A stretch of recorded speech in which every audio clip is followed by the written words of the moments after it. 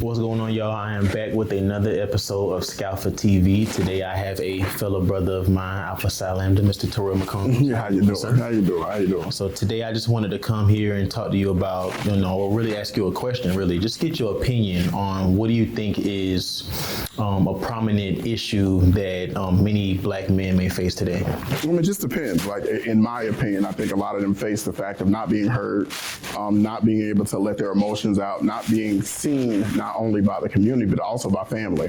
Because if you think about it, everything we're taught is always a man should this. But the moment a man is emotionally intellectual or emotionally okay with showing his feelings or being heard, it's for them, it becomes a problem because then they're seen as being too much, or they're seen as not understanding other people because they're not taking just anything anymore because they understand what their self-worth is. So honestly, not being seen and not being heard is a big thing that you see with youth now, not understanding what's happening. And where does the solution start? Does it start, like, if somebody's watching this right now, does it start with the young folk, or does it start with the parents? What do you think? That starts with the parents, because a lot of young folk or young adults can't talk to their parents. They feel as though they can't, because a lot of older people were born and raised on that adage of I am not your friend, I'm your parent, and you are to be seen and not heard. So it's like, if you take that in today's time, because if you think about it, a lot of young kids now, their favorite word is why. Right. And it's not to be disrespectful, it's not to push the envelope. Why is because a lot of them actually want to learn, why can't I do this? Well, what's the reason why I can't do it? And a lot of older people, including my age range and probably beyond, and who raised me, don't ask me why. It's because I said so. That's right. Why you're going to do it. Where if you explain to them why, a lot of these kids actually, they mellow out, they calm down, they chill, because this is why I can't do it. Right. And I think it starts at home, because if you're not willing to be your child's friend to a certain extent, you could be your kid's friend. Just set that boundary of what you're going to talk about and how you're going to talk about it. But you still need to be your boundaries friend, because you don't want your kid learning about these things from other people. Right. I would rather have that honor of teaching my kid something than having just random Joe Blow or their friend off the street teach them that, because then they're not going to know that, yeah, I went through this too, and this is how I navigated it through. Right. So it starts at home, and then it starts with that open communication with that family, because however that dynamic is with that family, it's going to stay that way if it doesn't change.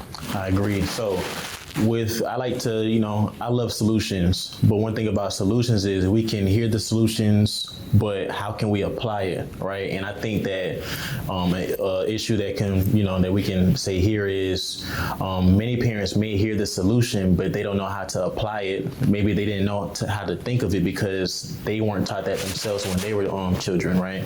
So in your opinion, what is the best way to kind of go about like starting these conversations? What type of skills, like maybe therapy, or like what type of strategies should like parents be using? If it's family trauma, therapy all the way. I think therapy works, because you're not going to be able to help your kid if you never got over what happened to you as a kid. Right. So now in parenting is on-the-job training for most.